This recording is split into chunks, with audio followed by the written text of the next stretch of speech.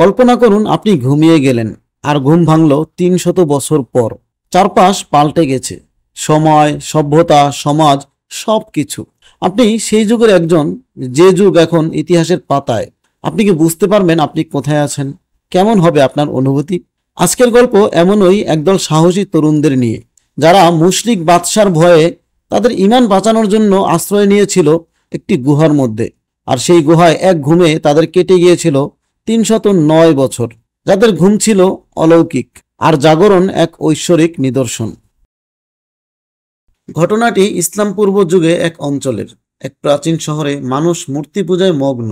পাথর ও কাঠের মূর্তি তাদের মাবুদ, যারা না কিছু দিতে পারে না ক্ষতি করতে পারে। কিন্তু এই অন্ধকারে কয়েকজন তরুণের হৃদয়ে এক প্রশ্ন জাগে, যিনি এই বিশ্ব সৃষ্টি করেছেন, তাকে ছেড়ে কিভাবে আমরা মানুষের হাতে তৈরি মূর্তির উপাসনা করব? এই তরুণরা ছিলেন সম্ভ্রান্ত পরিবারের। তাদের কথা শহরে ওজন বহন করত। তারা গোপনে একত্র হয়ে তাদের বিবেকের কথা প্রকাশ করেন। তাদের হৃদয় তাওহীদের আলোয় উদ্ভাসিত হয় এবং তারা এক আল্লাহর প্রতি ঈমান আনে। তারা সকলেই ঈমান গোপন রাখার উপর একমত হলেন, কারণ তাদের বাদশা ছিল মূর্তি পূজক, মুশরিক, যে তার প্রজাদেরকে শিরক করতে বাধ্য করত। তারা সমাজের অন্যান্য লোকদের সাথেই বাস করতে থাকলেন, কিন্তু তাদের প্রত্যেকেই যখন একাকী হন, তখন আল্লাহর ইবাদতের দিকে মনোনিবেশ করেন। কিন্তু বিপদ ঘনিয়ে আসে। শহরের মুশরিক বাদশাহ তাদের ঈমানের কথা জানতে পারেন। বাদশাহ ক্রোধে ফেটে পড়েন। তিনি এই তরুণদের রাজদরবারে ডেকে পাঠালেন। তিনি গর্জন করে বললেন, তোমরা আমাদের ধর্ম ত্যাগ করেছ। কোন নতুন ধর্মে প্রবেশ করেছ তোমরা? আমি তোমাদেরকে কখনোই এভাবে ছেড়ে দিব না। আমি জানি তোমরা সম্ভ্রান্ত বংশের লোক, তাই অন্যান্যরা তোমাদের কারণে বিভ্রান্ত হতে পারে। এমন আশঙ্কা যদি না থাকতো তাহলে তোমাদেরকে বাধা প্রদান করতাম না। যাই হোক, আমি তোমাদের ব্যাপারে তাড়াহুড়ো করতে চাচ্ছি না। তোমরা চিন্তা করো, হয় তোমরা আমার ধর্মে ফেরত আসবে, অন্যথায় তোমাদের মাথাগুলো দেহ থেকে বিচ্ছিন্ন হবে। কিন্তু এই তরুণদের হৃদয়ে আল্লাহ তাআলা ঈমানের শক্তি দিয়েছিলেন। তাদের একজন বলে ওঠেন, হে বাদশাহ, আমরা অন্ধভাবে এই পথে আসিনি। আমাদের বিবেক আমাদের পথ দেখিয়েছে। আল্লাহ এক ও অদ্বিতীয়। আমরা তাকে ছাড়া কাউকে ডাকবো না। তাদের এই সাহসী কথায় দরবারে স্তব্ধতা নেমে আসে। বাদশাহ তাদের একদিন সময় দেন আর বলেন, আগামীকাল আবার রাজদরবারে আসবে, আমি ফয়সালা জানাবো। যুবকরা ফিরে এসে পরামর্শ করে সিদ্ধান্ত নিল, আমরা এখানে প্রশান্ত মনে এক আল্লাহর ইবাদত করতে পারবো না। এখানে আমাদের বসবাস করা ঠিক হবে না। তাই তারা সবাই এমন জায়গায় যাওয়ার ব্যাপারে একমত হলো, যেখানে নির্দ্বিধায় আল্লাহর ইবাদত করতে পারবে। এই উদ্দেশ্যে তারা নিজ দেশ থেকে অজানার দিকে রওনা হলো। পথে একটি কুকুর তাদের সাথী হয়ে গেল। একই পথে চলতে লাগলো, তাদের সাথে ভালোবাসার বন্ধনে আটকে গেল এবং তাদের প্রহরী হওয়ার দায়িত্ব পালনে নিজেকে নিজেই মনোনীত করলো। পথ চলতে চলতে এক সময় তারা একটি গুহায় পৌঁছে গেল। দীর্ঘ পথ চলার পর সফরের ক্লান্তি দূর করার জন্য পরিশ্রান্ত শরীর নিয়ে তারা সামান্য বিশ্রামের জন্য গুহায় শুয়ে পড়লেন। শুয়ে পড়ার সাথে সাথেই হালকা ঘুম অনুভব করলো এবং সে হালকা ঘুমের পথ ধরেই গভীর নিদ্রায় চলে গেল। পরের দিন নির্দিষ্ট সময়ে বাদশাহর দরবারে হাজির না হওয়াতে বাদশাহর লোকেরা তাদের অনুসন্ধানে বের হলো, কিন্তু তাদের আর খুঁজে পেল না। এদিকে গুহাবাসী যুবকদের সঙ্গে আল্লাহ তাআলা এক বিস্ময়কর ঘটনা ঘটালেন। অল্প সময় বিশ্রামের জন্য তারা ঘুমালেও এক ঘুমে কেটে গেল কয়েকশো বছর। এর মাঝে পৃথিবীতে রাত দিনের পরিবর্তন, কত উত্থান পতন ঘটে গেল, কিন্তু তারা কিছুই অনুভব করল না। আল্লাহর ইচ্ছায় তাদের শরীরকে হেফাজতের জন্য অস্ত যাওয়ার সময়ও সূর্য একটু বাম দিকে হেলে যেত। কুকুরটি তার দুই বাহু প্রসারিত করে বীরের মতো প্রহরীর কাজে গুহার বাইরে অবস্থানরত ছিল। এভাবে গভীর নিদ্রায় ৩০৯ বছর পার হয়ে গেল। এবার তারা ক্ষুধা ও পিপাসায় দুর্বল শরীর নিয়ে জাগ্রত হলেন। ঘুম থেকে উঠে তারা ভাবলেন, সময় বেশি অতিক্রম হয়নি এবং ইতিহাসের চাকা গুহার মুখেই থমকে আছে। তাদের একজন বলল, হে বন্ধুগণ, আমার মনে হয় এখানে আমরা দীর্ঘ সময় ঘুমিয়ে পার করেছি। তোমাদের মতামত কি? অন্য আরেকজন বলল, আমার মনে হয় পূর্ণ একদিন আমরা নিদ্রিত ছিলাম, কারণ যে ধরনের ক্ষুধা ও পিপাসা আমরা অনুভব করছি তাতে তাই মনে হয়। তৃতীয় আরেকজন বলল, সকালে ঘুমিয়েছি, এই দেখো সূর্য এখনো ডুবে যায়নি। আমার মনে হয় একটি দিবসের কিরোদাংশই আমরা নিদ্রায় অতিক্রম করেছি। অপর আরেকজন বলল, ছাড়ো এসব মতভেদ, আল্লাহই ভালো জানেন আমরা কতকাল এখানে ঘুমিয়েছি। মূল কথা হচ্ছে আমরা প্রচুর ক্ষুধা অনুভব করছি। মনে হচ্ছে কয়েকদিন যাবৎ না খেয়ে আছি। আমাদের একজনের এখনোই শহরে গিয়ে কিছু খাদ্য ক্রয় করে নিয়ে আসা উচিত।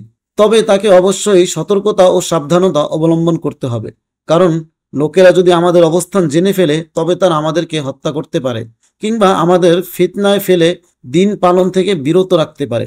এবং তাকে আরেকটি বিষয় সাবধান হতে হবে, কোনোভাবেই যেন হারাম খাদ্য ক্রয় করা না হয়। সেজন্য যাচাই বাছাই করে হালাল খাদ্যটিই ক্রয় করবে। তাদের 7 জনের মধ্যে একজন সাবধানতা ও পূর্ণ সতর্কতার সাথে ভীত সন্ত্রস্ত অবস্থায় শহরে প্রবেশ করলেন। তিনি দেখলেন কোনো কিছুই আর আগের মতো নেই। ঘরবাড়িগুলো পরিবর্তন হয়ে গেছে। পুরাতন পরিত্যক্ত ঘরের স্থলে বিশাল প্রাসাদ শোভা পাচ্ছে। আগের রাজপ্রাসাদগুলো পরিত্যক্ত অবস্থায় পড়ে আছে। তিনি এখন যে সমস্ত চেহারা দেখছেন সেগুলো পরিচিত কোনো লোকের চেহারা নয়। নদীর স্রোত আগের মতোই বয়ে চলছে। পরিবর্তিত রূপ ধারণ করে ঘরবাড়ি ও বনবনানি ঠিকই আছে, শুধু নেই আগের মানুষগুলো। তার দৃষ্টি বিচলিত হলো। এদিক সেদিক চোখ ঘুরানোতে লোকেরা সন্দেহ পোষণ করতে লাগলো এবং তার চলার ভঙ্গিতে মানুষের সন্দেহ দানা বেঁধে উঠল। পরিশেষে লোকেরা তাকে ঘিরে ধরল। উপস্থিত লোকদের একজন তাকে জিজ্ঞেস করলো, আপনি কি এখানে অন্য দেশ থেকে এসেছেন? এত চিন্তা করছেন কি নিয়ে? অনুসন্ধানবাই করছেন কি নিয়ে? তিনি বললেন, আমি এখানে অপরিচিত কেউ নই। আমি কিছু খাদ্য ক্রয় করতে চাই, কিন্তু কোথায় তা বিক্রি হচ্ছে তা আমি জানি না। একজন লোক তার হাত ধরে খাদ্যের দোকানে নিয়ে গেল। সেখানে গিয়ে তিনি রোপার তৈরি কয়েকটি দিরহাম বের করলেন। দোকানের মালিক দিরহামগুলো হাতে নিয়ে ঘুরিয়ে ফিরে দেখলেন এ তো 300 বছরের অধিক সময় আগের তৈরি। সে ভাবলো এই ব্যক্তি হয়তো কোনো গুপ্তধন পেয়েছে। সম্ভবত এই দিরহামগুলো ছাড়াও তার কাছে বিপুল পরিমাণ দিরহাম রয়েছে। দোকানের মালিক তাই বাজারের লোকদেরকে ডেকে একত্রিত করলো। এবার গুহাবাসী লোকটি বলল, হে লোক সকল, দেখুন, আপনারা যা ভাবছেন বিষয়টি আসলে তেমন নয়। এই মুদ্রাগুলো লুকায়িত অসংখ্য সম্পদের কোনো অংশ নয়। গতকাল মানুষের সাথে কোনো এক লেনদেনের সময় তা আমার হস্তগত হয়েছে, আর এই তো আজ আমি তা দিয়ে কিছু খাদ্য ক্রয় করতে চাচ্ছি। আপনারা তাতে এত আশ্চর্য বোধ করছেন কেন? এর কোনো কারণ তো আমি খুঁজে পাচ্ছি না। এই বলে তাদের ব্যাপারটি মানুষের কাছে প্রকাশিত হয়ে যাওয়ার ভয়ে তিনি স্থান ত্যাগ করতে চাইলেন, কিন্তু লোকেরা কিছুতেই তাকে ছেড়ে দিতে রাজি হলো না। ভিড় ভেঙ্গে দিয়ে কিছু লোক একাকী তার সাথে নম্র ভাষায় কথা বলতে লাগলো। কথাবার্তার এক পর্যায়ে তারা যখন জানতে পারলো যে তিনি হচ্ছেন 309 বছর পূর্বে জালেম ও কাফের বাদশাহর পাকড়াও থেকে পলায়নকারী সম্ভ্রান্ত বংশের 7 জন যুবকের একজন, তখন তারা আরো আশ্চর্যান্বিত হলো। তারা আরো জানতে পারলো যে তারা হলেন ওই সমস্ত যুবক যাদের অনুসন্ধানে বাদশাহ সকল প্রচেষ্টাই করেছিল, কিন্তু তাদের কোনো সন্ধান পাওয়া যায়নি। যুবকটি এবার আরো শঙ্কিত হয়ে পড়লেন, কারণ এখন লোকেরা তাদের ব্যাপারটি জেনে ফেলেছে। তাই তিনি নিজের ও তার সাথীদের জীবন নাশের ভয়ে পালাতে উদ্যত হলেন। লোকদের মধ্য হতে একজন বলল, হে ভাই, তুমি ভয় করো না। তুমি যে জালিম বাদশাহর ভয় করছো সে তো প্রায় 300 বছর আগেই ধ্বংস হয়েছে। এখন যিনি এই রাজ্যের বাদশাহ তিনি আপনি এবং আপনার সাথীদের মতোই একজন মুমিন বান্দা। এবার বলুন, আপনার অন্যান্য সাথীগণ কোথায়? এরপর তিনি লোকদের উদ্দেশ্যে বললেন, আমাকে গুহার অভ্যন্তরে বন্ধুদের কাছে যেতে দাও। আমি তাদেরকে আমার ও আপনাদের অবস্থা সম্পর্কে সংবাদ দেব। তারা দীর্ঘক্ষণ যাবৎ আমার অপেক্ষায় আছে। আমার আশঙ্কা হচ্ছে তারা আমার ব্যাপারে চিন্তিত রয়েছে। তখনকার বাদশাও তাদের খবরটি দ্রুতই জেনে ফেললেন।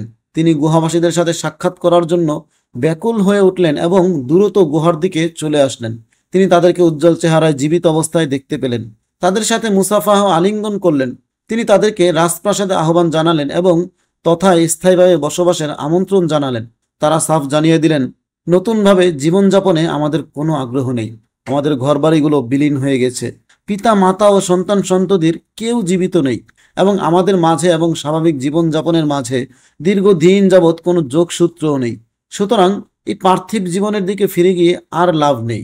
অতঃপর তারা আল্লাহর নৈকট্য লাভের আবেদন করলেন, তার কাছে ফেরত যাওয়াকেই পছন্দ করলেন এবং তার প্রশস্ত রহমত দ্বারা তাদেরকে ঢেকে নিতে প্রার্থনা করলেন। কিছুক্ষণের মধ্যেই তারা মৃত্যুর কোলে ঢলে পড়ল। দেহ থেকে তাদের প্রাণ চিরদিনের জন্য বিচ্ছিন্ন হয়ে গেল। আসহাবে কাহাফের গল্প আমাদের শেখায় ইমানের শক্তি অপরাজেয়। তারা শিরকের বিরুদ্ধে দাঁড়িয়েছিল, ত্যাগ স্বীকার করেছিল এবং আল্লাহ তাদের রক্ষা করেছেন। আসুন আমরা আসহাবে কাহাফের মতো আমাদের ইমানকে মজবুত করি।